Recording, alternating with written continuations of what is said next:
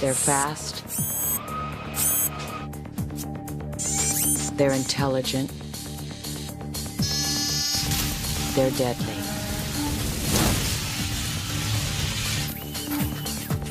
Soon, they'll be everywhere. Robots and living machines are breaking out of the laboratories and stepping into our lives. Will they help us? Or will they replace us? Even the people who create them can't agree. But whether humanity likes it or not, the robots are rising. And our world will never be the same.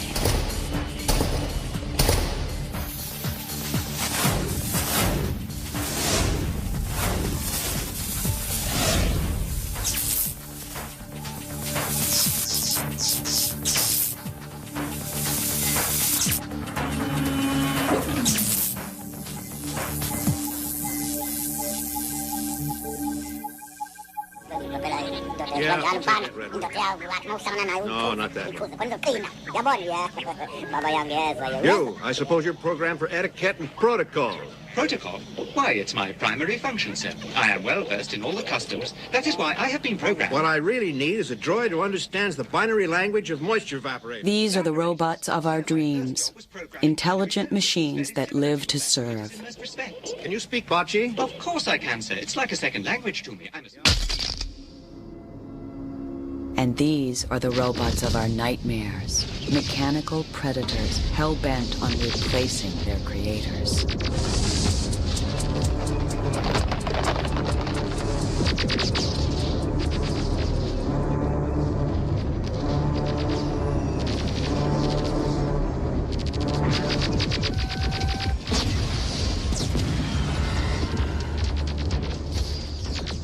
I think the idea of people fearing robots is almost a myth.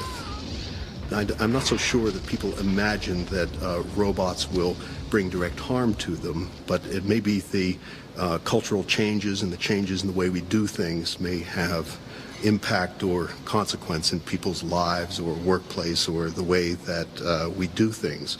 And it's that notion of change that seems to be the great concern. A robot is a machine that performs useful actions and is capable of making decisions about its behavior. In other words, robots are the love children of computers and power tools. They come in all shapes and sizes, each specific to its function. As we shall see, some of them even resemble the artificial humans of the movies. But until very recently, robots in the real world looked more like toasters than the Terminator.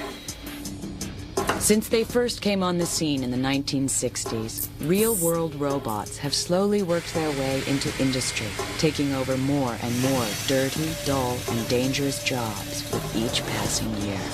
In assembly line businesses, such as building cars, the ability of robots to perform complicated tasks over and over is a perfect fit. But getting robots off of their pedestals and into the world at large has proven far more difficult than science fiction films would have you believe. This is beginning to change. The revolution in computing power, combined with unorthodox new approaches to building robot brains, has resulted in a revolution in robotics technology. In the near future, the worlds of fantasy and reality may converge. When that happens, will we be ready for it? RoboCop.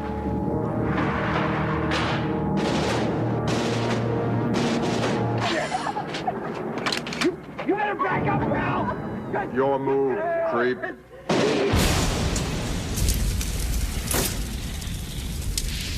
This is the fantasy vision of police robots. And this is the reality. In Washington, D.C., the U.S. Capitol Police raced to the site of a suspected bomb. The Capitol Police are charged with protecting Congress, much as the Secret Service defends the president. These officers have to be more cautious than ever before. Terrorists have begun to plant 2 bombs at their target sites. The primary bomb explodes first, followed by a secondary device that's left to kill the policemen who come to investigate. Things have changed a lot. We talked about secondary devices for years, and now we're starting to see them on actual incidents in the U.S. They've been common in Europe for some time. And the degree of sophistication has increased to the point where there are literally proximity devices, which used to be limited to military explosives that explode when you approach them. They just sense a change in the magnetic field and off they go. What's it look like? Well, it looks like a box. Wooden about this big. When an experienced officer identifies a suspicious package as a bomb, the police take no chances. They send in the Andros 5. The Andros 5 robot has become the tool of choice for bomb squads in high-risk areas around the world. The robot's popularity is a sad reflection of the increasing danger of law enforcement. The machine is teleoperated, which means that its actions are controlled from a safe distance by the bomb squad. Guiding its multiple claws and cameras takes practice, but most officers feel it's worth the effort. Actually, I'd like to send the robot in every time. Makes my job a whole lot safer. And I think our job is relatively safe with our training and equipment, but there's that word relative, and there's zero risk in sending the robot in. And if the robot bites the dust, well, I'm still here to requisition another one, and I've got all of my extremities to do it with. It's just a mechanical loss. Now comes the most critical part of the operation. The robot must drop the bomb into a custom-made sphere that will absorb the shock of an explosion.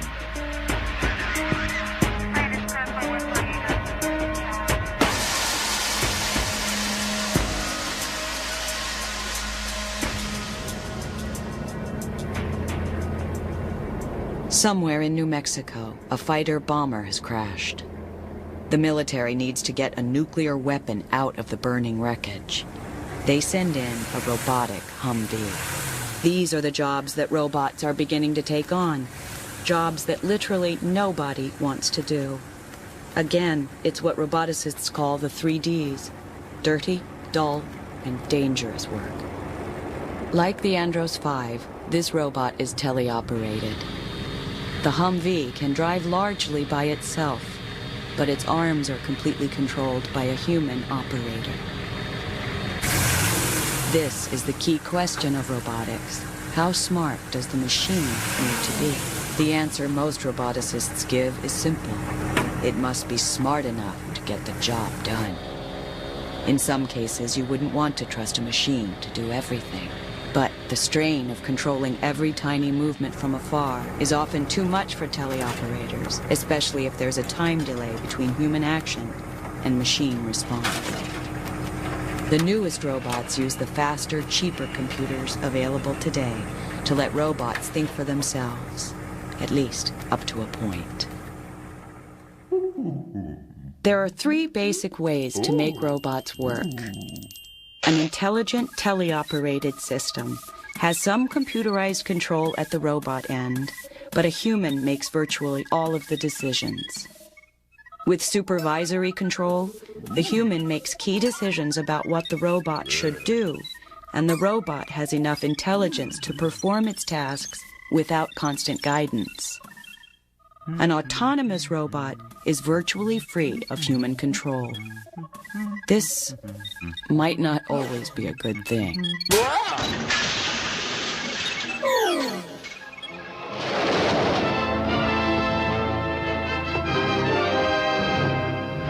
Tobor, the most amazing, the most fantastic creation of man's mind.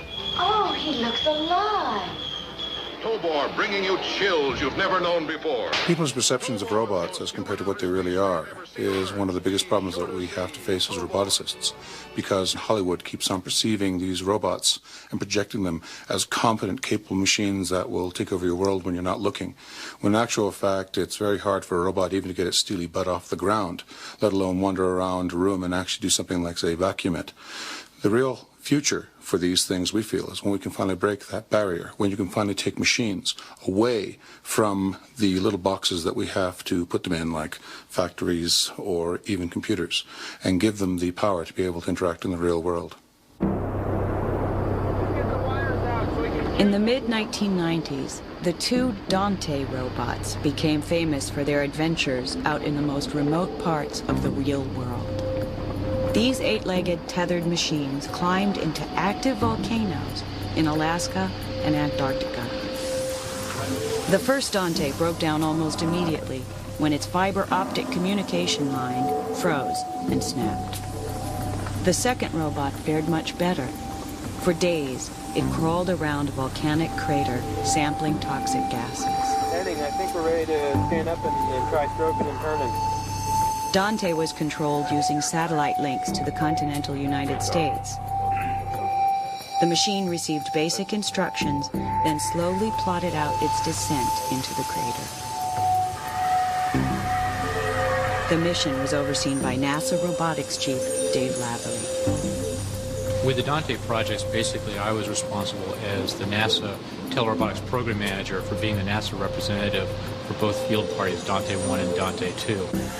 Get a second hearing, give us your tether payout. The real significance of both projects, one, it was a demonstration that the technology associated with the robotics was ready to make the leap out of a laboratory environment into a real, harsh, realistic setting.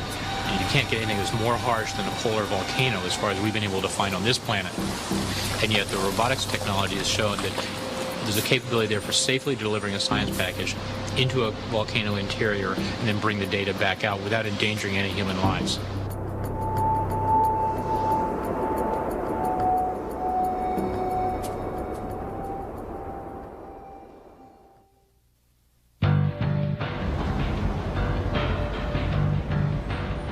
Dante was a product of Carnegie Mellon University, the headquarters of one of the major figures in robotics today. Red Whitaker is a former Marine who has made it his life's work to build robots that can function in harsh environments. He is the de facto leader of the top-down approach to robotics, which mimics the way humans, the animals at the top of the food chain, interact with their world. Whitaker's robots are programmed with an advanced knowledge of their surroundings. Every action they take is carefully considered and weighed against an overall plan formed by their computer brains. They are also notoriously big. I've already been thinking ahead to next design on this thing, and something more monolithic, maybe get the... My first 50 robots probably have the rap of being the mega robots, the big guys that Red builds big machines. And whether it's a mouse or a moose, the thing that's important is that it's appropriate to its purpose. I was a little restless in my world, looking for something different and more, and computing was already a little far along. I sought something that would be pioneering, true invention and creation, and also good for decades, and something that would impact, make a difference in my lifetime. I chose robots. The real galvanizing event was taking on development of the machines to clean up the 3 Mile Island nuclear accident, and that experience then set the course for a career. Whitaker's company, Red Zone, has made a full-time business out of building robots that go where humans fear to tread. This is Rosie, a robot that decontaminates and dismantles aging nuclear facilities. In a few days, Rosie will be sent away to tear apart a reactor near Chicago. Rosie costs $750,000. Once she goes into service, she's expected to function without failure. no one will be able to fix her when she's radioactive. Houdini is a red zone robot that works at the Oak Ridge nuclear weapons plant. After lowering itself into a hazardous waste tank, Houdini uses a dozen different tools to scoop up and store away sludge so lethal it could kill most of the life on Earth. Whitaker's robots are very functional, but he will admit, they aren't very glamorous. In the early going, things were simple. Form followed function, and the only challenge was to get a robot to navigate or clean up a nuke setting or to perform an industrial task. Now people actually expect robots to look like robots and to speak like robots. The Ambler robot behind us did in fact think about where it would move, that it would be moving its left foot forward and then crowding the next obstacle to leave room for the right foot to get up and on, and actually to express what it was doing and what it was about. And people actually were enchanted by that. I think that next generation robots have to master that kind of speech and interaction a lot more than their personal status or the weather report, but to really interact in the way that we are right now.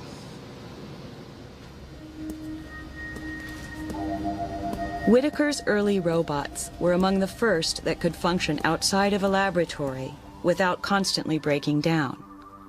But apart from Whitaker, no one had much luck making robots that could reliably find their way through unpredictable environments. And no one at all could make their machines move quickly. Then along came Rodney Brooks, the inventor of the bottom-up approach to robotics, which mimics the behavior of creatures at the bottom of the food chain. Back in the early 80s, robots were very, very slow. They were connected to mainframe computers. They would compute for minutes at a time before the robot could move even a meter. And if anything changed in the world in the meantime, they were completely lost what was going on. And I looked around at insects, and insects, could fly around at a meter or so per second. They could avoid getting eaten by a bird. They could chase prey thereafter. They could go through mating behaviors. So it seemed to me that maybe we were organizing the computation the wrong way, in the way we were approaching robots. And that maybe by trying to organize the computation a little more like it's organized in insects, we would get much better performance.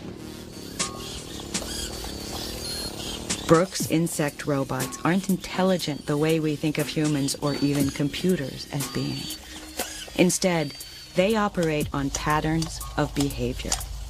When you turn them on, they're brainless. But with each step they take, they learn how to adapt to their environments. Rather than having a standard central controller, these robots have separate layers of behaviors that are independent but which communicate. No advanced behavior can start unless the simpler ones are up and running. When I first started talking about these ideas, the only good thing going for me was I had videotapes of robots really doing things that other robots weren't doing. Otherwise, it would have been dismissed as a total flake, and probably would have been a total flake. But because I had some performance, people looked at it and thought, well, maybe there's something there. But there was still a lot of arguments with me and a lot of resistance. Now, over time, people who actually build robots have generally come to accept this approach at the low-level aspects of controlling a robot, and it's become the standard way to operate. Unlike Whitaker, Brooks is not an engineer. His specialty is building brains. The robot's bodies are made by his colleagues and students at MIT. But like Whitaker, Brooks is ambitious and not opposed to making money. Brooks is now chairman of IS Robotics, the bottom-up version of Red Zone. How are the new tracks going? I guess Virtually everyone on staff is an MIT alumnus. They all share the dream of putting a robot in every living room. This week or next week we'll get that set. But right now, many of their robots are paid for by the people who brought you duct tape and the internet, the United States military. The IS concept is to build swarms of small, inexpensive robots that can cover terrain too dangerous for troops to enter. This minesweeper is designed to be carried by soldiers into combat zones. The controls are strictly supervisory. The machine finds its way through the world in the same brainless fashion as Brooks' insect robots.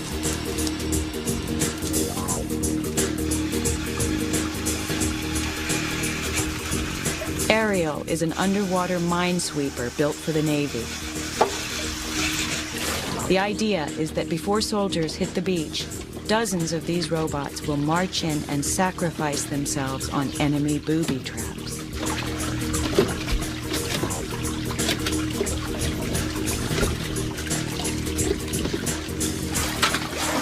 Ariel's body was based on a crab. If currents throw it about, it can operate upside down.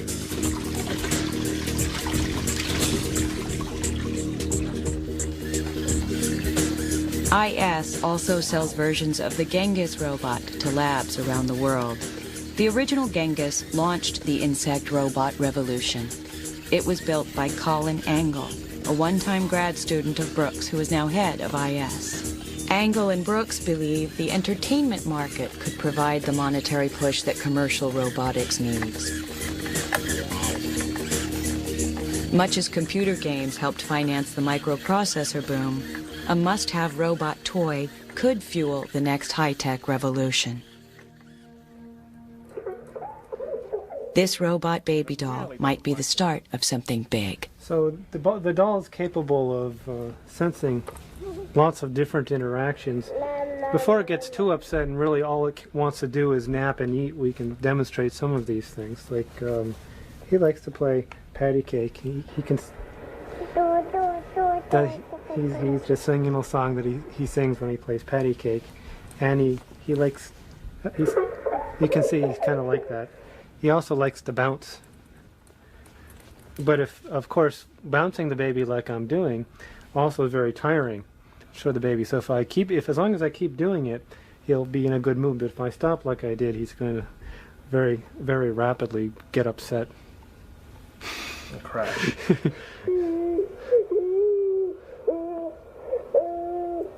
So we should give him his bottle rod. Why don't you demonstrate that?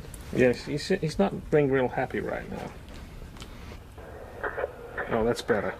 That's much better. Well, we've instrumented the doll with a number of different sensors. Like inside the body, there's a ball in a cage, and we can sense where that ball is and where it's moving, and we can detect rhythms. So we use that to determine rocking and orientation, and if Rod was to hold it upside down, it really doesn't like that, and it's going to start. It'll fairly quickly start to cry.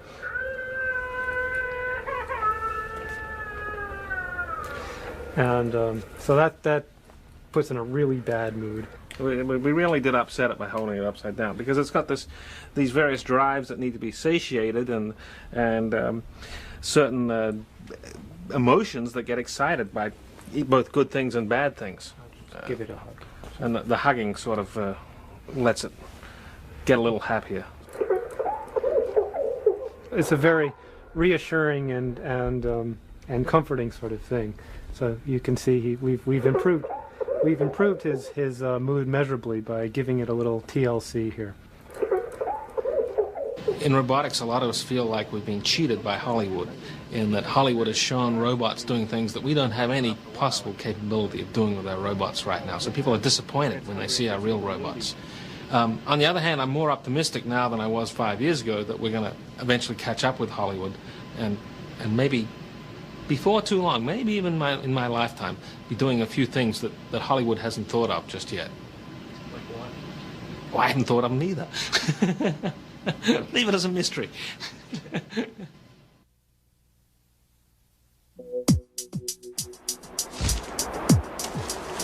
The animal kingdom is filled with millions of different designs for creatures far more capable than today's robots.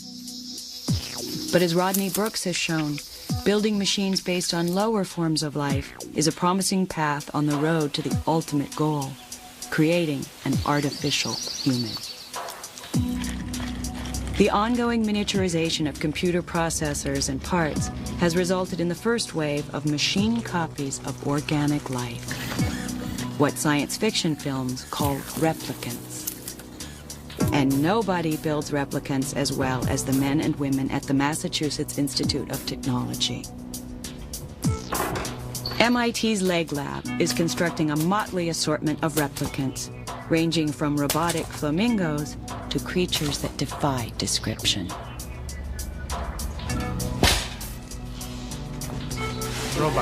Robot's the official name. Rob doesn't like this. It doesn't really have a name in our laboratory. How to name the thing. Sort of like naming a child, you know. Okay, here we go.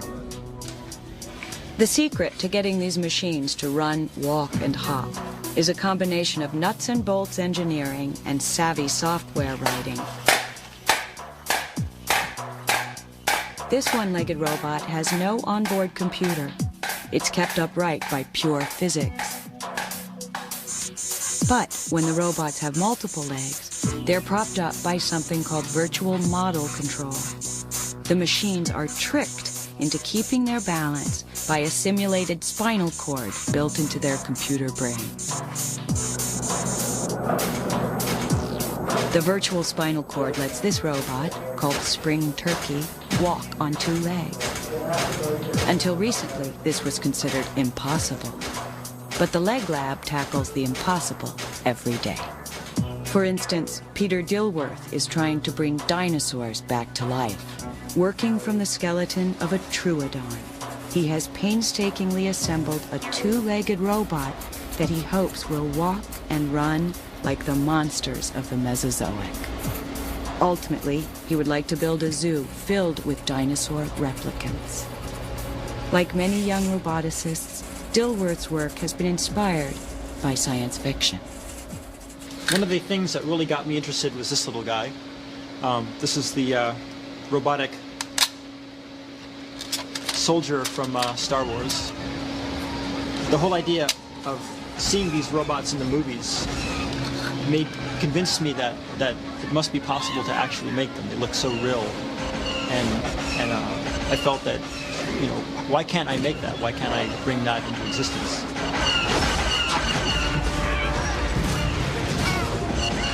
The trick of making a robot walk is being able to control forces on the legs, at least as far as walking bipedally, walking with 2 legs is concerned. I mean, there are robots with 6 legs, hexapod robots that can walk and crawl, but they're statically stable. But in the case of this robot, a biped robot, the balance of the robot is much more complex. And in order to maintain balance, you need to be able to push against the ground very carefully, you know, with just the right amount of pressure. And you need to be able to sense how much pressure you're feeling on your leg, because that information, the sense of how much force you're using, is an important part of figuring out what your balance is.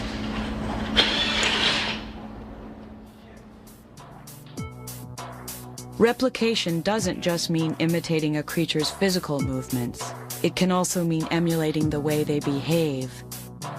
Creatures like ants, which are driven entirely by instinct, manage to accomplish great feats by pooling their limited intelligence. Could the same thing happen with machines of limited intelligence?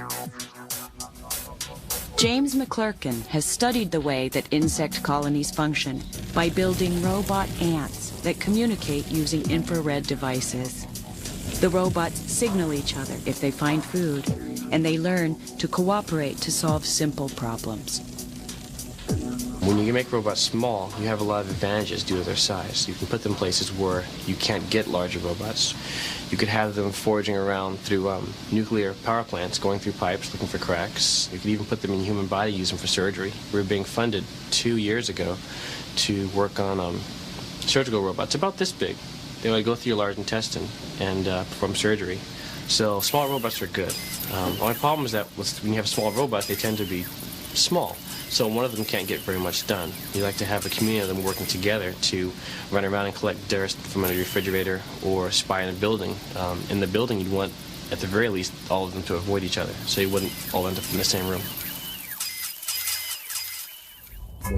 But some of the most promising work in replication is focused on the most diverse forms of life on Earth, the creatures of the sea. Mankind has long marveled at the grace and power of fish, which can propel themselves through ocean waters at great speed with minimal expenditure of energy. Wouldn't it be nice if we could take all of our sophisticated sensors and pack them into something small, fast, and capable of swimming the ocean? Something, for instance, like an artificial fish. This is MIT's Department of Ocean Engineering, the home of Robo-Tuna. The tuna, known as Charlie, is used to study how fish propel themselves through water at great speed. Modeled after the bluefin tuna, the fastest fish in the sea, Robo-Tuna looks and swims just like its real-life counterpart. It also squirts out a trail of phosphorescent dye that lets scientists analyze its underwater contortions. Ships and submarines of the future will incorporate the swimming lessons that Charlie is teaching. Robo-Tuna was such a success that it spawned a free-floating follow-up, Robo-Pike. Robo-Pike has a fiberglass rib cage that is wrapped in foam and lycra. Its movements are powered by 3 motors that drive an elaborate system of internal cables and pulleys. These duplicate a real pike's muscles and tendons. Affectionately called Wanda by its chief designer, John Kumpf, Robo-Pike is a great leap forward in the quest to build a genuine replicant. I was an undergrad walking through the halls at MIT, and I saw a sign on the wall that said, "Come work on a robot fish." And so I don't know, I knew that project was for me. I never thought it would, I never guessed, but I was already into robots, and I already worked a little bit in the field, and it looked like a much more interesting project than most of the stuff out there. Most of the robots out there are kind of boring, like welding robots, or, they're just not, they didn't quite have the draw that this does.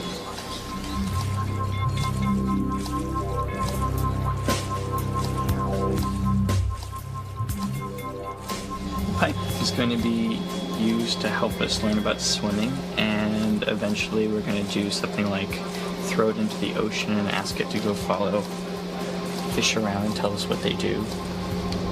And how come we can't get our craft to go through the water with as little energy as it takes for a fish to do it? I mean, what can they do that we can't, And so part of the mission of the Pike is to figure that out, is to tell us, we can output sensors, and we can put computers on board and collect data, and we can find out exactly how this body and this undulating, this articulated mechanism, which is just like a fish, interacts with the water. So, nature already knows the solution. We have to go find out. On a warm summer evening, John takes Robo-Pike for its first trial swim in Boston's Charles River. When you start to approach a problem like this, you just develop a new respect for what goes into a living creature and how amazingly they're put together and how they're filled with creativity and of a sort that, makes you wonder if there really is a God.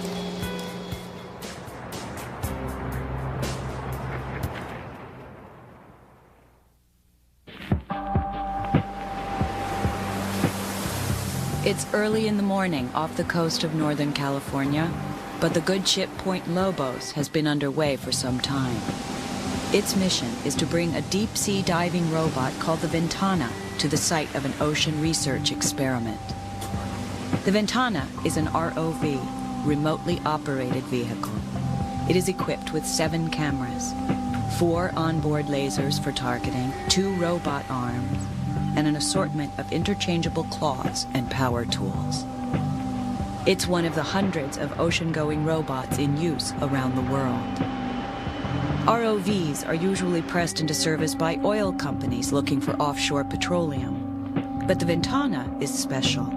It belongs to the Monterey Bay Aquarium Research Institute, a non-profit group funded with a hefty grant from the late David Packard of the computer giant Hewlett-Packard. The group, known as MBARI, conducts pure oceanographic research. They're trying to learn more about life in the darkest, most mysterious parts of the ocean.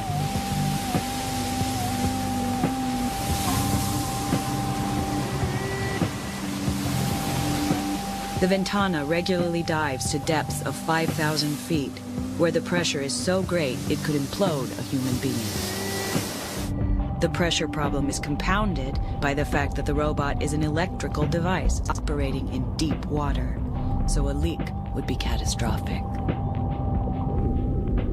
Normally, the Ventana goes out on picture-taking missions of ocean life. Today, however, it's installing a scientific instrument in a canyon wall at the bottom of Monterey Bay.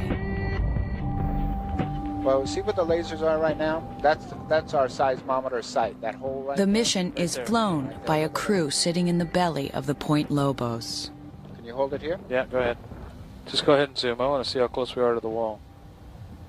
Yeah, there you go. That's good. That's not a bad area. Medium oil right away. Well, right now, the ROV is balancing on a rock. So we have 5,000 pounds of vehicle trying to hold station. You can do that? Standing up on, just touching in one place on a rock that's sticking out on the left-hand side here. And while we're balancing on the rock, another pilot is controlling the manipulator. Yeah, see, I can't swing anymore. And trying to. So what do you need me to do? Fly up in there? Cylindrical housing that would hold a seismometer into the Lateral hole. to starboard? Yeah, I need. He's got it. Yeah, it's going. MBARI does not operate any manned submersibles. They believe that robots are the future of deep-sea exploration. Humans will remain safely above water, or even on land, while their robot proxies plumb the depths of the abyss. The same approach is being used to help mankind explore another inhospitable region, the black void of space. Santa Monica, California is a far cry from the vacuum of space, or even the surface of the moon or Mars. Yet it's here that roboticists have gathered for a planetary rover roundup.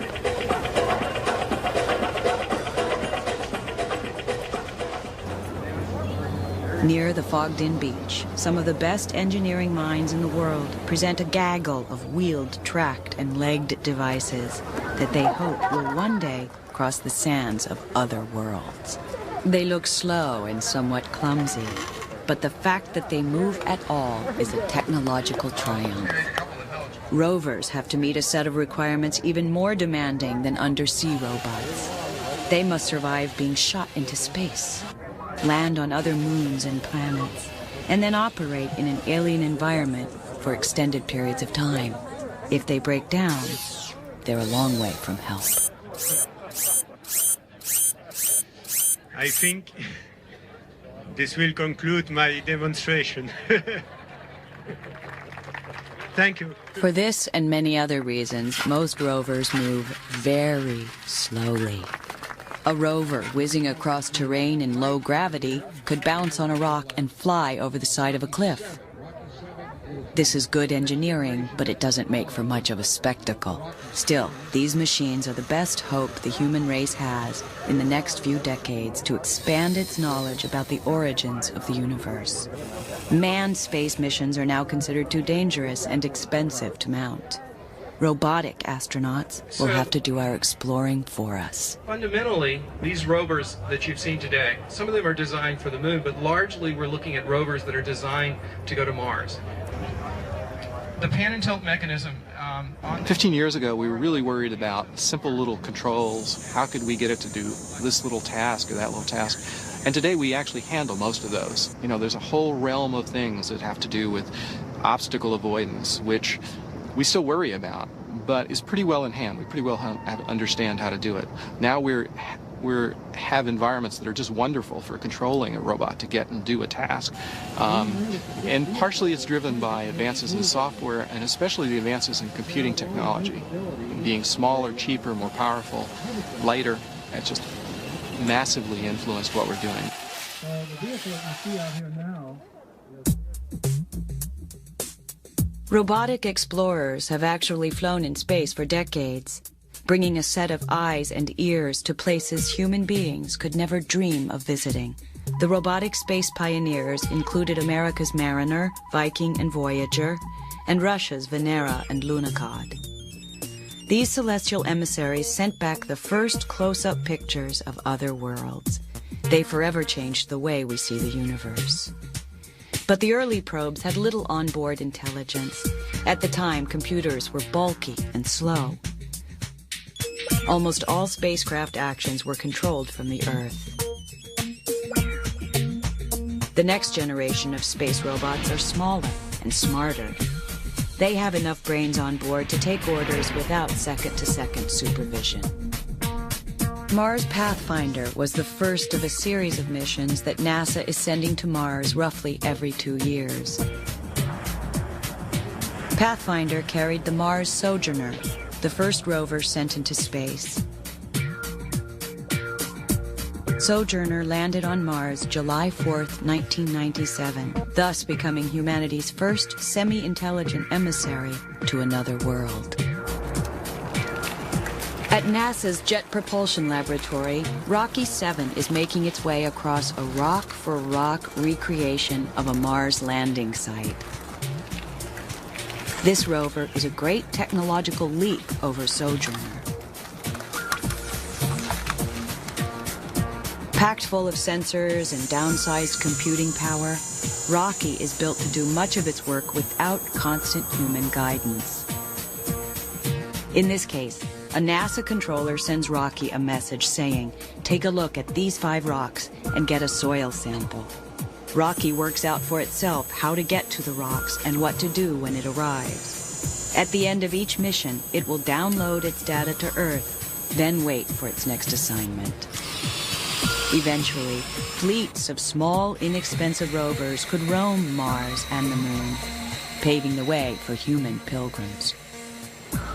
Robots have a number of different roles for space exploration. Probably the one that's most significant is to be a precursor for eventual human presence, especially on planetary surfaces. This is the idea where you want to send a robot, for example, to the surface of Mars to do a survey to find out what the chemical composition of the soil of the planet may be, to see if there's a way we can process that soil to get life-sustaining chemicals for the humans to utilize when they get there eventually. Then later on, they can actually be doing surveys for potential human landing sites or even preparation of a human habitat. So basically, a human flight that may come 10 or 15 or even 20 years later will have their house already built, sitting on the surface of Mars, waiting for them to just open the front door and move in and live. This is the Space Systems Laboratory in College Park, Maryland. The SSL is building the Ranger space robot for NASA under conditions that reflect the realities of government budget cuts. Ranger is being largely designed and flown by a small band of enthusiastic scientists and grad students at the University of Maryland. Its parts were bought at hardware stores or handmade by the students themselves. Today, the team is placing Ranger into a water tank for a practice run of a mission it will soon fly in outer space. Serving as a kind of remotely operated auto mechanic, Ranger will float outside the International Space Station, performing tasks such as unscrewing panels and replacing parts. It's designed to reduce the number of hours astronauts have to spend on dangerous spacewalks.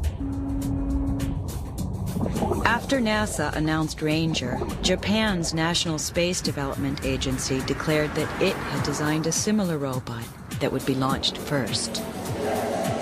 ETS-7 is being built by 3 of the biggest companies in the country. Japan wants to beat the US to space with a telerobot for a simple reason: money is at stake. Robotics is a major growth industry, and the Japanese want to hold on to and expand upon their market. Their view is so long-term that corporations are working on the details of using robots to build settlements on the moon within the next 30 years. Rovers are also part of Japan's effort to restake humanity's claim on the moon. Later versions of this unique three-wheel design have a good chance of roaming across the lunar soil, searching for valuable mineral deposits. The US and Japan are in a semi-friendly technological Cold War. Like the US-Soviet race of the 1960s, space is the initial place that this high-profile technology will be put on display. But no matter what nation owns the hardware, the result will benefit us all. The massive streams of data flowing back to Earth from our robots will let us see the universe in a unique, new way. Through the eyes of our spacefaring explorers, we'll know what it's like to float amongst the stars.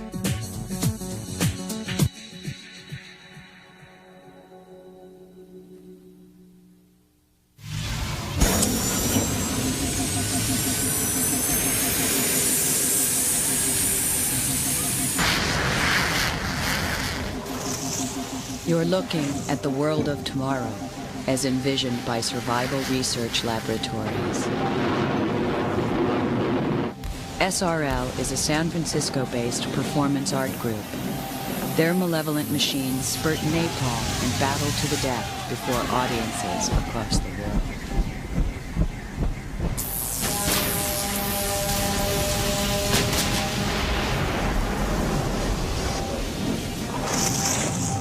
The group takes Army surplus ordnance and retools it to create these Roman circuses of destruction. It's a black-humored parody of military Megadeth technology. But it is also a bleak vision of an apocalyptic future in which hunter-killer machines run wild.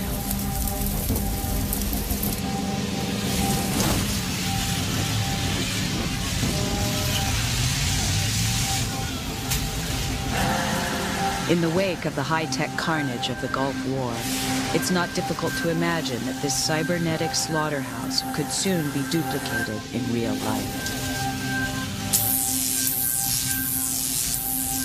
But at the moment, battlefields ruled by autonomous robotic predators lie in the distant future.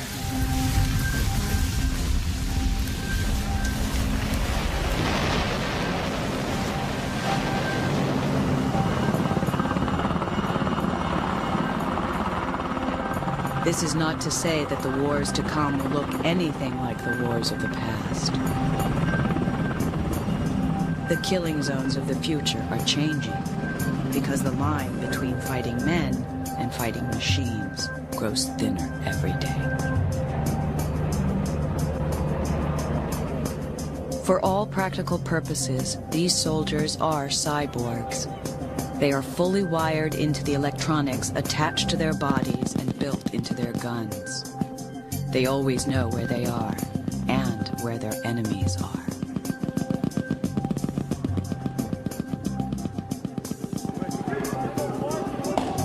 Information is now a lethal weapon.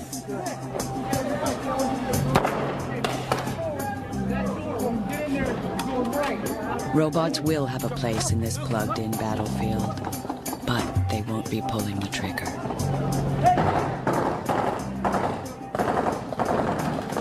The idea of autonomous or even semi-autonomous killing robots is extremely difficult to imagine for a variety of reasons. It's difficult to imagine even very advanced future robots being able to develop the sort of flexibility and cunning that a human being would be able to exhibit, the ability to address and deal with novel situations and unforeseen circumstances.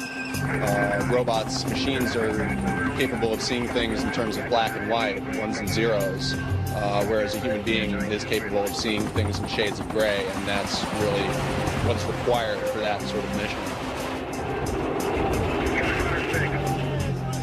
Military tradition is another barrier to putting killer robots on the battlefield. Since the dawn of civilization, great armies have been built around the skill and spirit of their fighting men. The idea of handing over the waging of war to machines does not sit well with professional soldiers. For this reason, most military robots today are unarmed spies.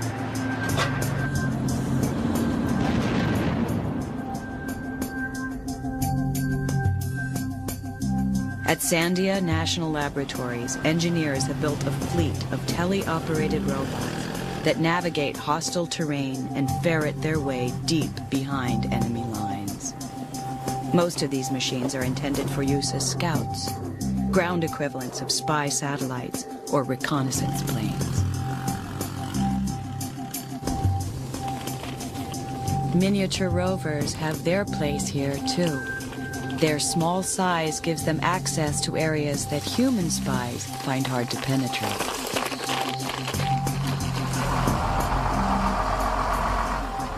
The same robotic control systems now being put into cars and trucks are finding their way into tanks. Supposedly, these will be used as decoys, though it's not hard to imagine a fully armed, tele-operated tank rolling across a battlefield. The Army, of course, isn't talking. Sandia's Fire Ant is a tele-operated robot with fangs.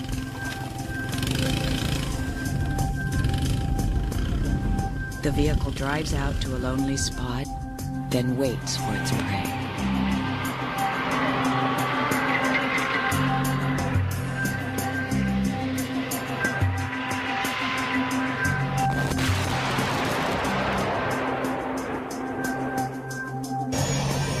Unmanned flying robots are increasingly common in today's Air Force.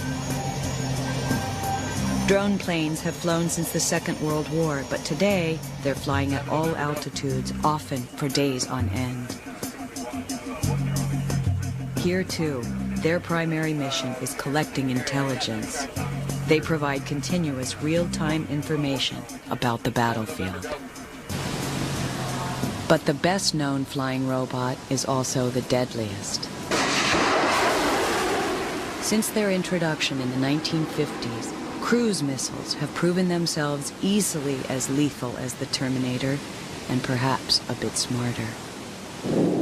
They can fly at rooftop level for hundreds of miles. They make decisions about their course, changing direction as they encounter obstacles. And they are notoriously proficient at finding and fatally striking their targets.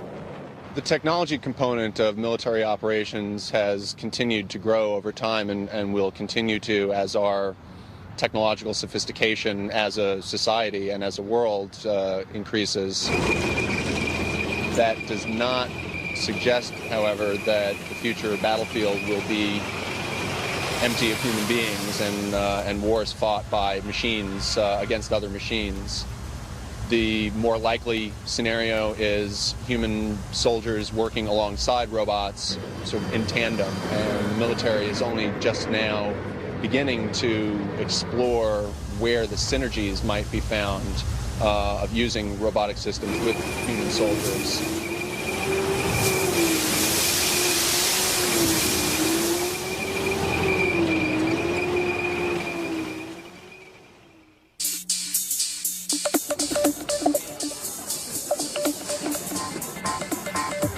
The Sega Joypolis is a two-story, state-of-the-art arcade in Tokyo's Shinjuku district.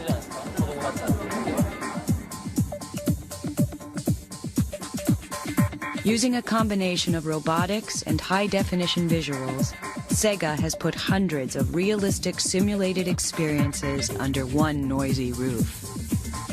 For most of us, entertainment is the first place we will have up-close and personal encounters with new robotic systems. The technology that powers these machines is being built into the consumer electronics of tomorrow. It includes high-resolution screens, adaptive audio, artificial intelligence, and advanced haptic interfaces. Haptics is the word roboticists use when they mean the sense of touch. These children can actually feel the pull of a virtual fish on the other end of their line. The key to Sega's success with these simulators is the way that real-life objects are integrated into an artificial world. Game players sit in genuine racing cars or hold onto real skis. But the rest of the experience is created by computers and robots. These machines sense your movements and respond to your actions. The synthesis of man and machine is nearly perfect.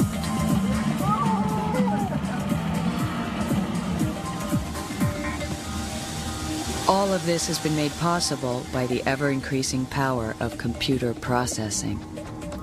This plant makes Pentium processor chips for Intel. It cost $2.5 billion to build, and most of the chips it's making today will be obsolete in a handful of years. According to the rule of thumb made famous by Gordon Moore, one of Intel's founders, processing power doubles every 18 months. 10 years from now, one CPU could have the processing power of every computer on Earth today. This incredible progress is the result of a whole new realm of engineering, building machines at the microscopic level.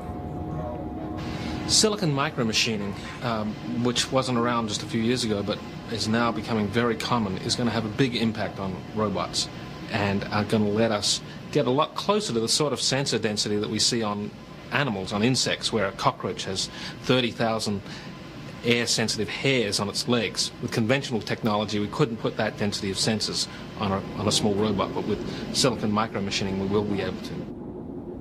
But for truly extreme and potentially world-changing robotics, we need to drop down another 1,000 times in size, down to the level of nanometers. Nanotechnology seeks to build machines at the molecular level. Imagine a factory such as this, shrunk way, way down.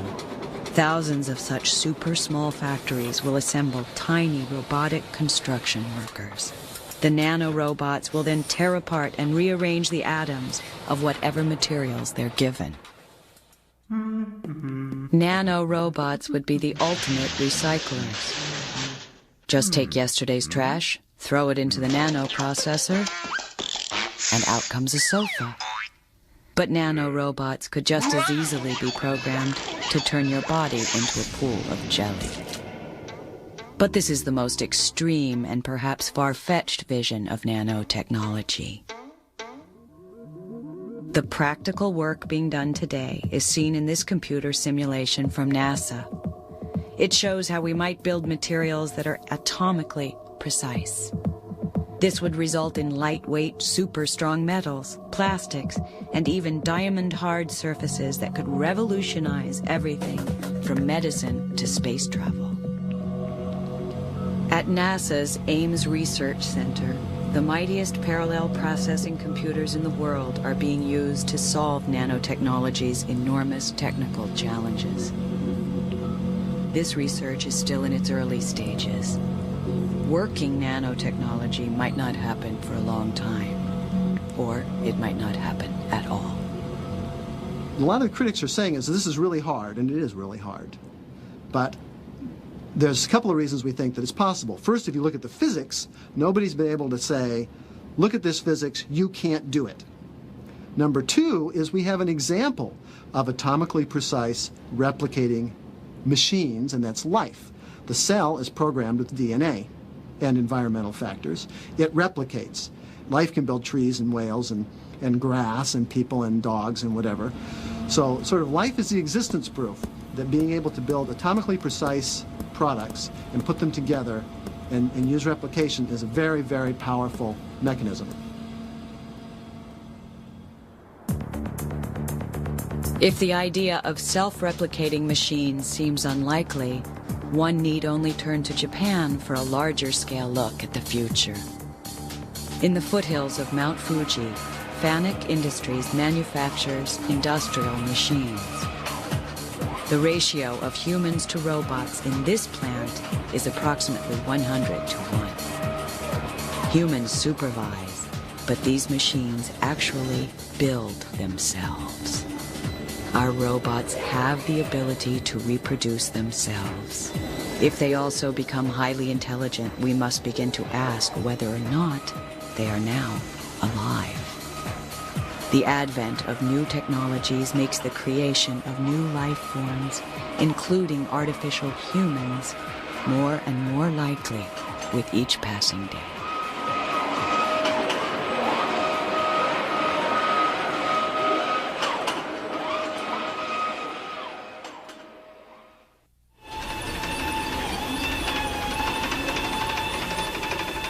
All over the world, robots are moving out of the laboratories and into our lives. Xavier here. I just stopped to say hi.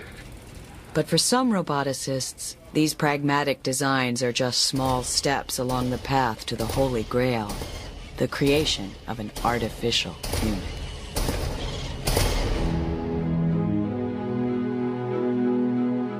Whether they're called robots, androids, or humanoids, artificial humans have captured the popular imagination since they were first envisioned in the 1920s.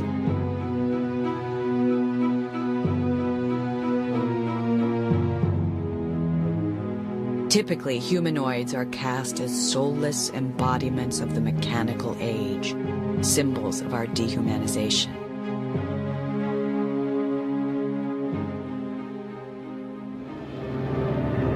Movie robots are often strong, silent types, devoid of emotion and loaded with firepower. But he's a robot. Without you, what could he do? There's no limit to what he could do. He could destroy the Earth.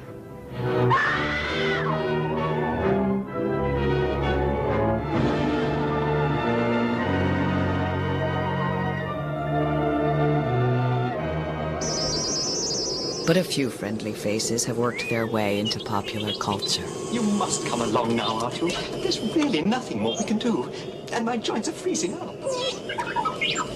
Don't say things like that. Of course we'll see Master Luke again. And he'll be quite all right. You'll see. Perhaps these creations of fantasy are reflections of our mixed emotions about technology.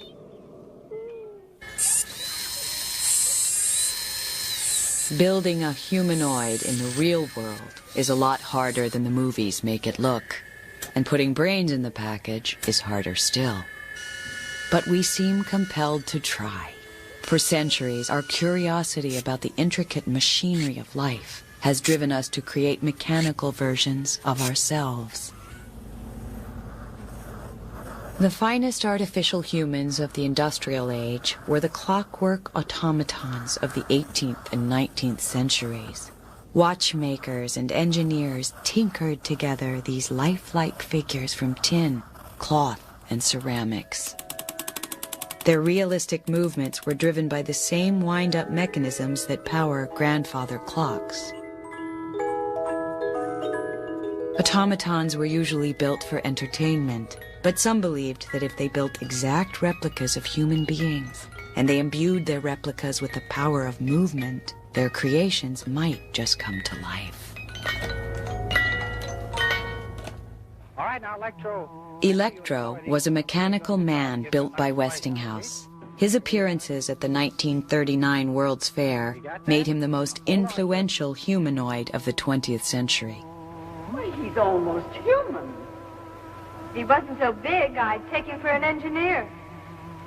Now, Electro, a moment ago you were bragging about being able to count on your fingers. Do you remember that? Well, we're going to find out about that. Now, do you remember how many children were born at the same time to a certain family up in Canada? Do you remember that? All right, let's see if you do. Count them on your right hand. 1, 2, 3, 4, 5. 5? Well, that's absolutely correct. How can he do all those things, Jim? He's full of motors, gears, cams, and photoelectric cells. You could fill a book with all the electromechanical principles involved in the thing. All right. The robot appeared intelligent, but in fact its actions were dictated by an electric eye that triggered preset responses. And folks, he's only 2 years old, too. Just learning. Since the days of Electro, mechanical men and beasts have become entertainment fixtures. In films and in theme parks such as Universal's Jurassic Park ride, robots have reached a frighteningly high level of realism.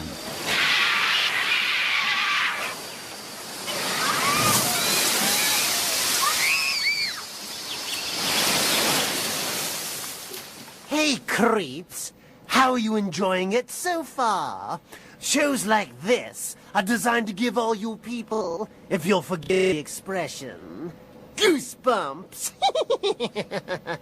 The Crypt Keeper of Tales from the Crypt is a state-of-the-art artificial human, or artificial inhuman, as the case may be. The robot's movements are guided by an off-screen operator. A cage around the operator's head contains sensors that track the movements of his head and face. The robot mirrors his actions. You know, kiddies, I have a great deal in common with the Phantom of the Opera. The Crypt Keeper's dialogue emerges in a convincing way from its silicone lips, thanks to sophisticated software and dozens of mechanical muscles buried beneath its skin. Hey, what's going on up there? The Crypt Keeper was built by a California company called AVG. AVG started out as a maker of industrial robots, specifically machines that sewed up car upholstery. But after creating a few androids for the movies, they left the dull side of robotics behind for the glamour of Hollywood. Now AVG builds entertainment robots for museums and amusement parks around the world. The company has designed creatures of all shapes and sizes. Unlike the robots you'll find at NASA, these machines aren't assembled in sterile laboratories. AVG's humanoids start out as plaster casts. This is a mold for a prehistoric woman being created for a Japanese museum. The white goop being painted on a cast of her arms will quickly turn into soft silicone skin. Eventually, that skin will be stretched over a robot body, similar to this humanoid's. He's called Mr. Tech, and unlike conventional robots, he's powered by air pressure, not electricity. Having air for blood makes his movements smooth, and it makes him less prone to breaking down. In the world of theme parks, where humanoids run through set routines thousands of times a year, reliability is essential. But Mr. Tech is really just an actor, playing a limited part from which he can never deviate. Will we ever build a humanoid that can think for itself? Can we build machines that not only look like humans, but behave like humans? As is often the case in robotics, opinions differ. But in the United States, and especially in Japan, engineers and scientists are making significant progress in the quest to create an artificial man.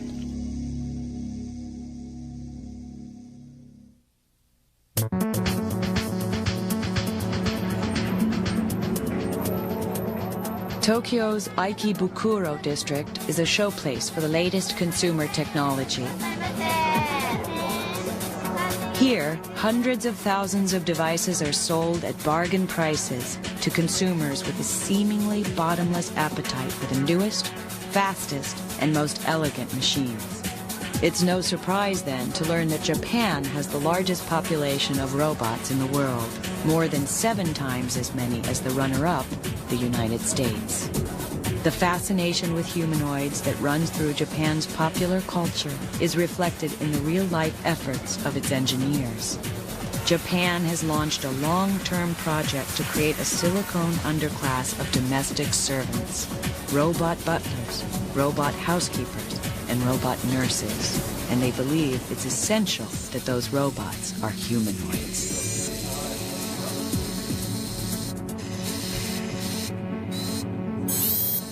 This is Ality 2. It was built at Tokyo's Waseda University. It's designed to react to stimuli the way humans do. In this case, it has been programmed to display emotional responses to the intensity of a light. Ality is the finest product so far of a nationwide technological push called the Humanoid Project. このヒューマノイドプロジェクトでは In the humanoid project, we theorize that in the 21st century, humans, robots, and cyborgs will coexist within society. When that time comes, we think that it's desirable for the robot to look just like a human. We think that because of this robot's human-like movements, we can achieve a much smoother communication between humans and machines. Alidy's big eyes and gentle movements are deliberately childlike. As robots grow more intelligent and functional, their bland, ugly exteriors are becoming problematic. The Japanese solution is to give their robots human form and to make sure they're cute. At the Science University of Tokyo, Professor Fumio Hara has created a robot that can recognize and display facial expressions. The robot scans the face of the person looking at it, comparing the distances between the eyes, mouth, nose, and eyebrows against an expressionless face in its memory bank. When the robot has locked onto a particular emotion, tiny machines push around the silicone skin of its face to mirror the mood of the person in front of its cameras.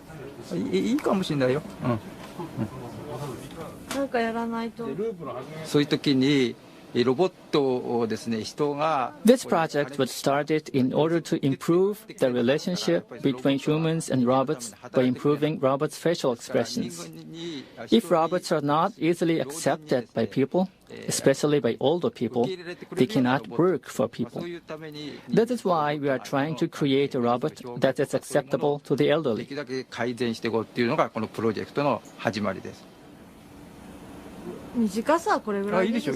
When everything is working correctly, the face robot can reflect 6 emotional states. Today, the robot is only willing to show surprise and sadness. Okay. Surprise. Large eyes, a little bit mouth open. Okay. Sadness. Sadness. Okay. Yeah. Halfly closed eyes. Yeah. That is the sad face.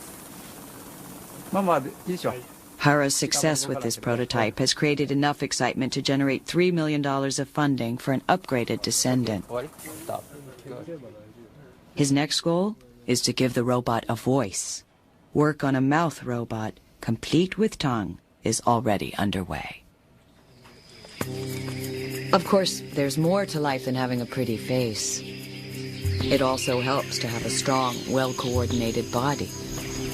The grace and power built into the animal kingdom has inspired engineers for millennia, but we have only begun to understand how to replicate the ingenious designs of the natural world. Until recently, the seemingly simple act of walking on 2 legs has been an unbreakable barrier for humanoids. But at Waseda University in Tokyo, that wall has been shattered. This bipedal walking robot goes by the name of Wabian. It's another creation of the humanoid project. Hi. Wabian can walk short distances without support. But he also weighs 600 pounds, so his student minders aren't taking any chances.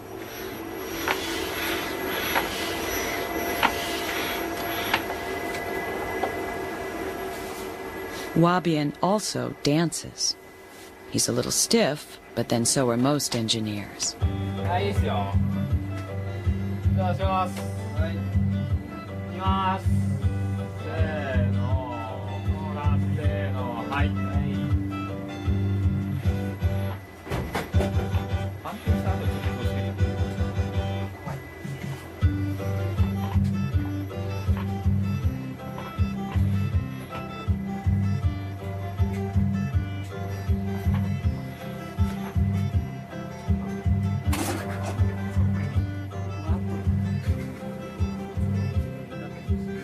The basic theory behind the machine's springing gait has found its way into the most advanced humanoid on the planet, another product of Japan. No, that's not an astronaut in a spacesuit. You are looking at the Honda humanoid, the closest thing yet to the androids of science fiction. The humanoid sees through twin cameras in its helmet. Its backpack contains its power supply and computer brain. The result of a top-secret, 10 years and counting effort by the Honda Motor Company. The humanoid does things that until recently even the most ambitious roboticist would have thought impossible. It can walk across this corporate lobby without banging into the potted plants. And more significantly, it can safely negotiate this flight of stairs. The humanoid controls its own walk, but its hands are remotely operated. It is intended to work alongside humans in the factories of the future. In another 10 years, when the project is complete, the entire machine will be controlled by simple voice commands, such as, "Pick up that car." The Japanese are the clear leaders in building humanoid bodies. But who's building the robot brains?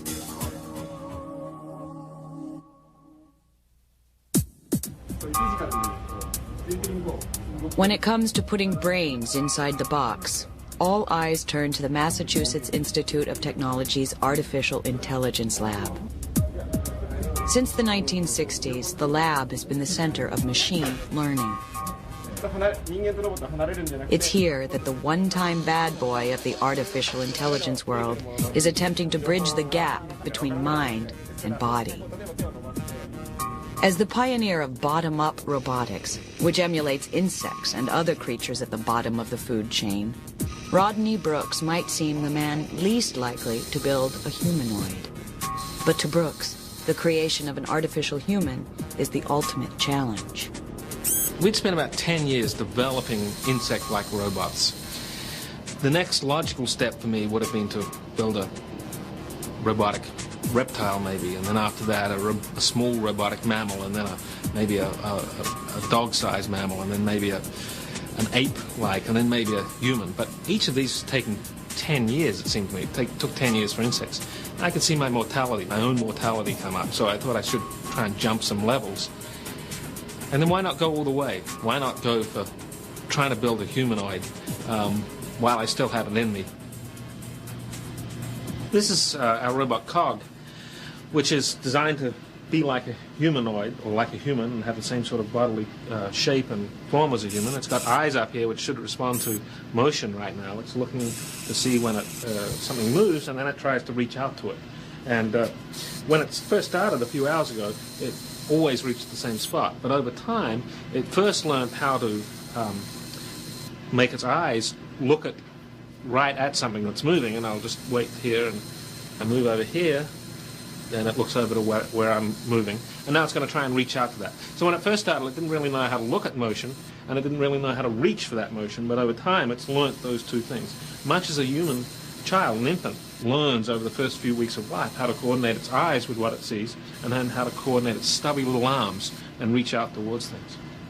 The arm, by the way, is not a conventional robot arm. We've modeled it very much after the human arm. In the human arm, we have springy muscles. Here we've got springs built into the system, but they're virtual springs rather than physical springs. And so we can control the stiffness of the system. And whereas a conventional robot arm in a factory, if it did something like that to me, there would be blood spurting and bone chips going everywhere. Because we're controlling the stiffness of the system most of the time. It's safe to interact with this robot in a way that we couldn't interact with a robot in a factory. Cog was built to test an intriguing theory that there's more to intelligence than just having a brain. Is he cuddly? Yeah. How does he feel on the Our minds are directly connected to our bodies. Our senses of touch, taste, smell, hearing, and sight play a large part in the way we learn about our world. Take those. Previous attempts to build thinking machines have focused entirely on creating disembodied intelligence. But Cog creates a direct link between the digital world and the natural world. It imitates the natural patterns of learning we see in highly complex creatures, such as our children. Is that Got a match? No. Okay, my turn. A lot of what goes on in human development, child development, is socialization, interaction with people. And those sorts of interactions happen because we both have human bodies. We can make eye contact with each other. When I'm talking to someone and they nod their head, that's the same as me nodding my head. There's a mapping between our bodies. Good one. Okay. We had one example.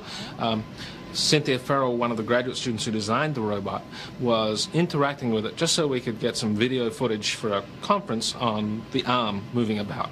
When we looked at that footage afterwards, we saw that Cynthia and the robot were taking turns playing with a racer, border racer that we had there. The robot had no notion at that stage of taking turns. But Cynthia knew how to take turns. She capitalized on the dynamics of the robot, and out of that came this turn-taking behavior. Very much like mothers playing with their children lead them through behaviors that they're not capable of generating themselves yet. So it seems to us that people cannot but help themselves interacting with artifacts in the way they interact with people. That's just built into us. Whether or not COG will pave the way to a new form of artificial intelligence remains to be seen. But at the very least, he shows that humans relate to mechanical versions of themselves differently than they do to the equally powerful but less glamorous technology that surrounds us. More and more of that technology uses artificial intelligence, also known as AI. These are not the talking, self-conscious computers of our dreams. The failure to create artificial human brains has forced the field of AI into more practical directions. Well, I think, there's a common belief that AI died in the late 70s and early 80s. And I think one of the things to keep in mind is that all of the applications that have come out of AI research as a byproduct are essentially embedded intelligence. They're either special purpose computers like the DSP chips in your anti-lock braking system or in your 100,000 mile without a tune-up Ford. They're in the network servers that allow you to go into any ATM in the world and get your money out. There's AI everywhere. And looking at Gary Kasparov now, he does not look like a happy man. And now, the triumph of IBM's Deep Blue served as a reminder that computers and computer programmers are slowly surmounting the stumbling blocks that have crippled machine learning. He sees all these variations, and he has resigned. The IBM program Deep Blue has defeated world champion Gary Kasparov. Deep Blue is technically not artificial intelligence. It is essentially an extremely competent calculator that's capable of making intelligent choices. But whatever you call it, the fact remains that it defeated the finest chess player alive. Apologists for the human race may argue that without consciousness, Deep Blue is still no equal for human brains. But the point was not to equal all human functions. The point was to outperform a human at a very specific task, and the machine succeeded. At a time when computer processor power is still exponentially increasing, it seems clear that our creations are gaining ground and going past their creators. There is a great difference between building an extremely clever computer and a machine that is self-aware. But do we really want machines to be able to contemplate their mechanical navels? As science fiction movies have preached for years, machine consciousness is not necessarily a good thing. This is the voice of world control. I bring you peace. It may be the peace of plenty and content, or the peace of unburied death. The choice is yours. Obey me and live, or disobey and die. The frightening story of the day man built himself out of existence. Colossus. Sees all, senses all, knows all, controls all armaments and all defenses. When this emotionless creation becomes the master of man, the result is catastrophic. They built Colossus, supercomputer with a mind of its own. Then they had to fight it for the world.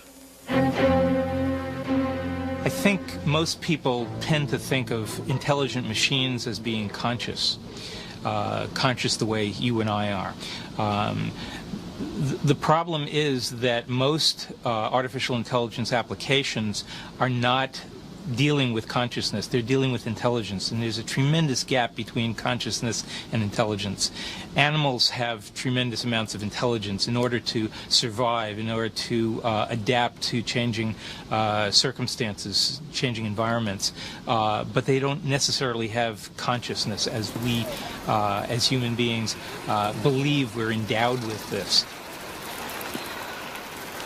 Human brain function has proven harder to imitate than the pioneers of artificial intelligence believed.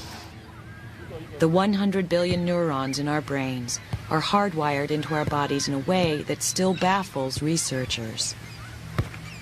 Our ability to sense our environments and make quick decisions has grown out of millions of years of evolution, spurred on by our competitive instinct to survive.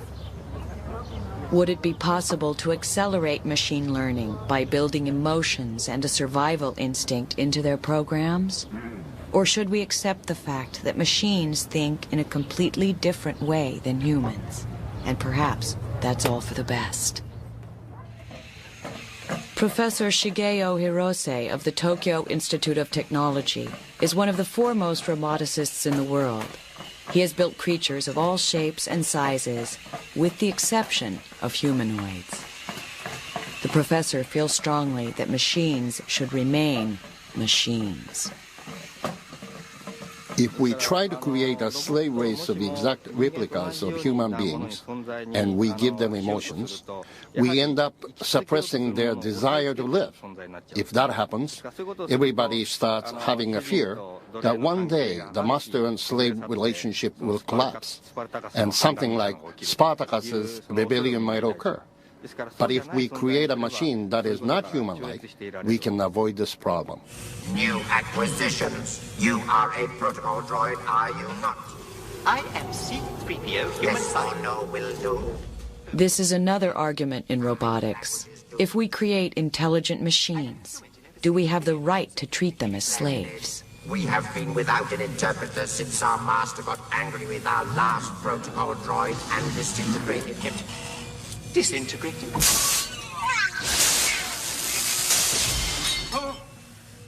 God. There's a big difference between intelligent robots and human beings if they're both working for you as slaves. Human beings carry with them an evolutionary heritage which involves wanting to survive on your own terms, essentially, for the benefit of your own genes and also your own tribal culture. The robots don't have that. The robots are built from a blank slate. Everything the robot wants to do and doesn't want to do is put in when the robot is built. The robots will no more want to be free than you would want to not eat or to not breathe. So I think the question of morality of keeping even super intelligent machines as slaves is a little bit moot.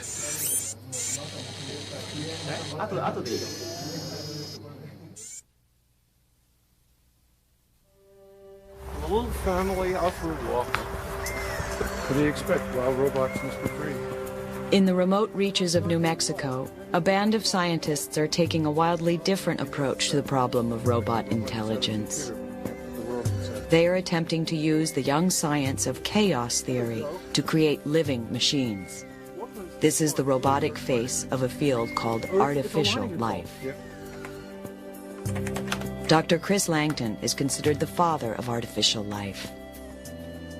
He builds simulated organisms inside his computer and watches them evolve. Langton and his colleagues are trying to unravel the mystery of how life is created. The molecular biology of the last 40 years or so has given us a very good understanding of how the lowest level bits and pieces of biological organisms work.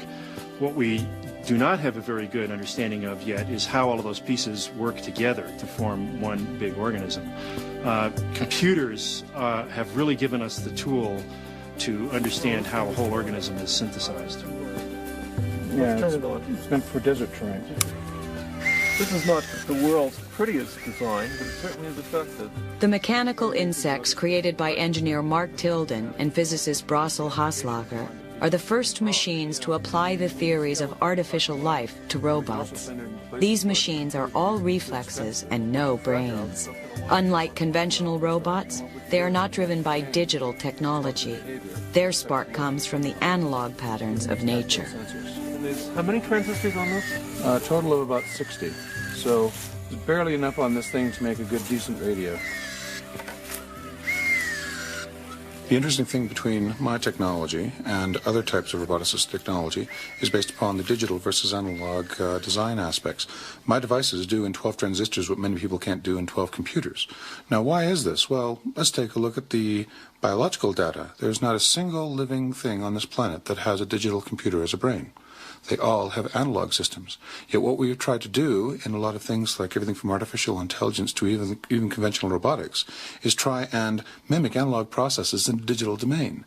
Well, this is sort of like the speed of light limit. I mean, we're already approaching that with our technology. The chances that we are also approaching the analog limit in digital technology means that I think that we are not going to be able to make competent full robot bodies that use just strictly digital electronics. So I started doing all my evolution exactly upon that sort of basis.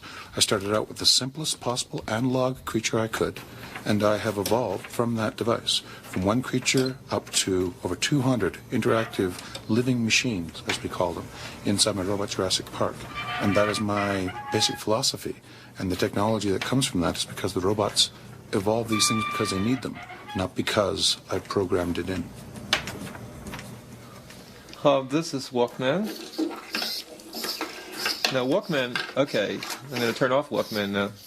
When Walkman started up, you notice he staggered for a fraction of a second, and within a step and a half, this animal learned to walk. And this thing is not a toy in the sense that if it bangs into an object, it will adapt and try to find a way out toward a target, let's say a source of light.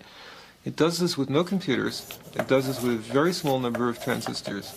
These are machines that are close to alive, as close as any machine has ever come to being alive.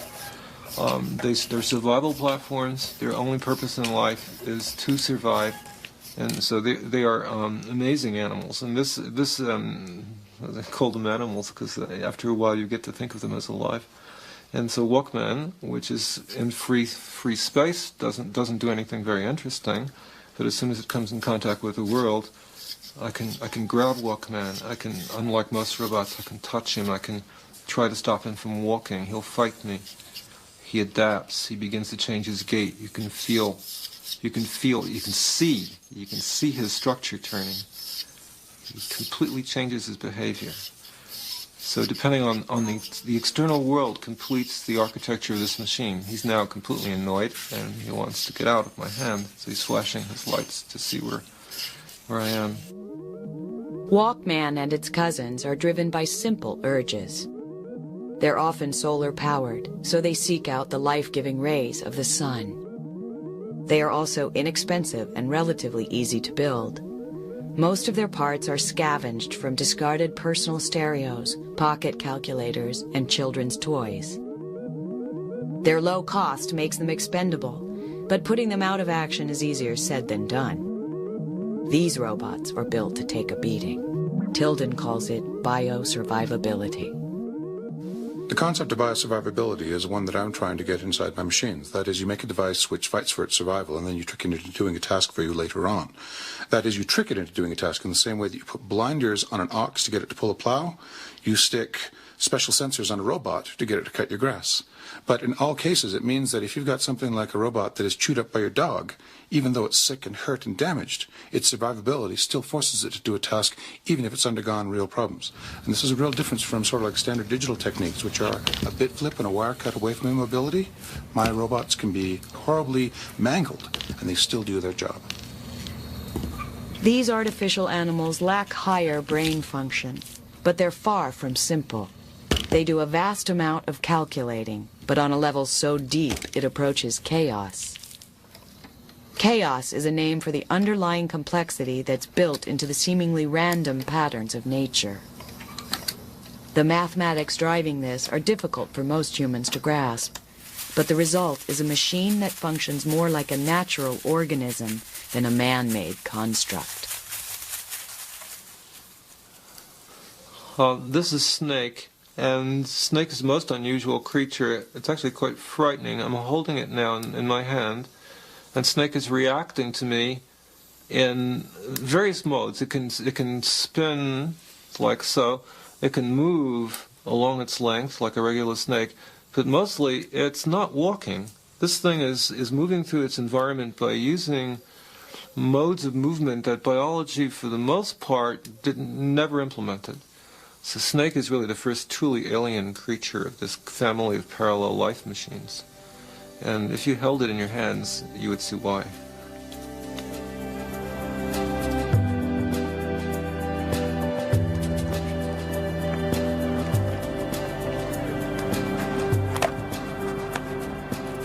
One of the critical arenas in which I think artificial life is really going to contribute is in understanding the way in which biological machines are engineered as opposed to the way that we classically tend to engineer machines.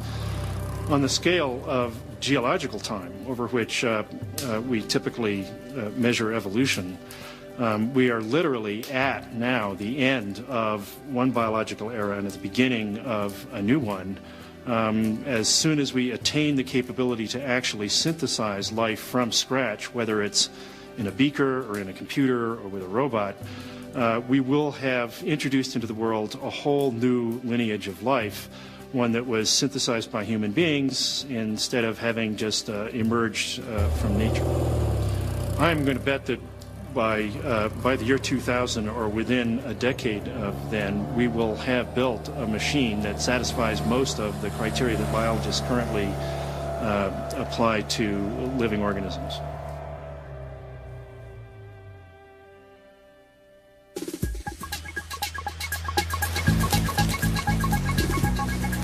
At the beginning of a new millennium, humanity finds itself hurtling into a wired world where intelligent systems are integrated into every part of our daily lives. But what path will robots take? Will our creations remain unintelligent and unaware, capable only of following simple commands? Or will they evolve into a unique new form of life, able to reproduce and survive without our support? Will friendly humanoids serve us dinner? Or will killing machines run wild? I certainly believe that we are machines, so in principle there's no reason that we can't ultimately build a self-reproducing intelligent robot. We're close to mastering the technology of life, a lot closer than we are to understanding the consequences of mastering that technology.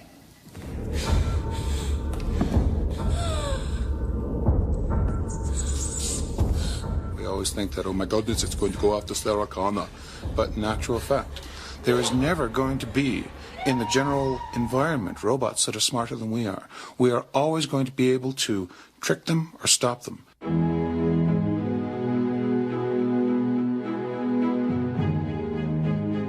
作れればいいんですけども、それはそう簡単には Technically speaking, it might be possible to accomplish the goal of creating a self-replicating robot within 100 years or so.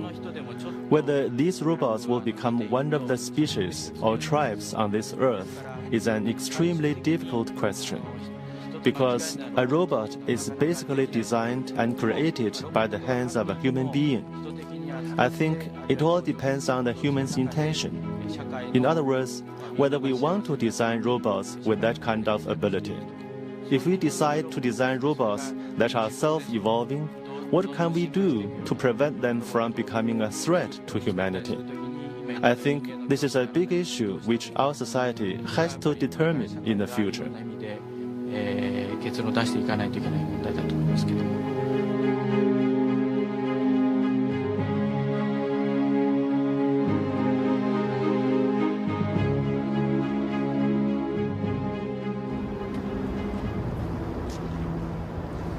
At Pittsburgh's Carnegie Mellon University, Hans Moravec has been studying the consequences of robotic evolution.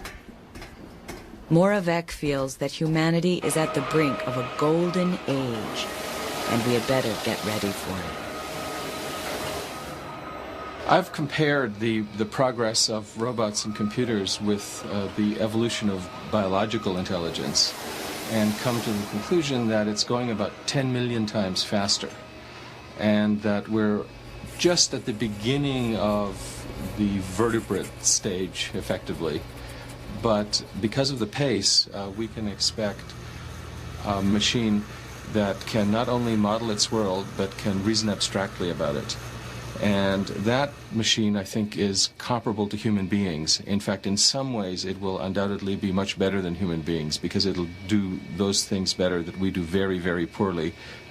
For instance, arithmetic, but also logical reasoning of long chains of reasoning, and also communicating and sorting large databases and so on. So what we'll have is a machine that can get around the world about as well as we do, but that can basically think better than we do.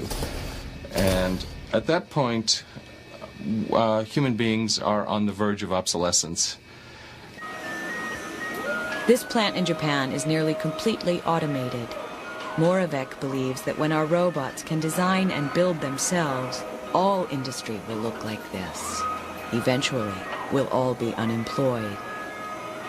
But there's a bright side. If the super competitive companies staffed by these robots are taxed, we will all be born rich from a kind of cybernetic social security. A world in which the robots are doing all the work and, in fact, straining their superintelligence to try to please us better, to sell us products so that they can pay their taxes, I think will not be quite as strange as it sounds, because it's not so different from the world in which we evolved in for a period of several million years, when we lived in tribes of hunter-gatherers. Because at that time, essentially, there was an automated economy working for us. It was called the ecology. And our activities mostly consisted of going out into that ecology and getting the things we needed for our lives, especially food. Shopping is not that different from hunter-gathering. But for now, robots are confined to menial jobs, and some insist they'll stay there. The fear that we're going to create a race of super intelligent, super smart, super powerful androids that will take care of everything and put everybody out of work is a ridiculous concept. I mean, I think that what's going to happen is we're going to not be competing with the androids. The androids are going to do the things that androids do best. People are going to do the things that they do best, which may just be watching more television, surfing the World Wide Web. There's going to be all sorts of different looking robots depending on what their task is. There'll be robots embedded in our houses, watching us, making some decision and doing something based on those decisions. And they won't appear anything like the way we think about robots today. I think there'll be other robots which will have human form and which we will be interacting with, because if the hypothesis is right, that it takes the human body and those sorts of experiences to be like a human, all the other robots will be aliens to us. They won't be things we can relate to. The only ones we'll be able to relate to are the ones which have humanoid form.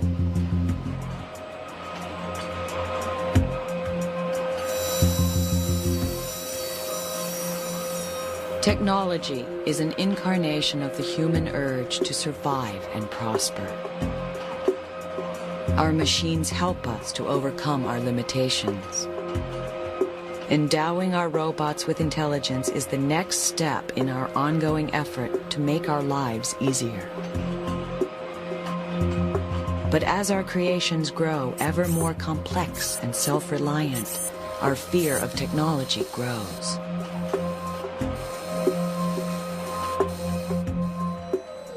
We surround ourselves with high-tech tools, but we don't quite trust them.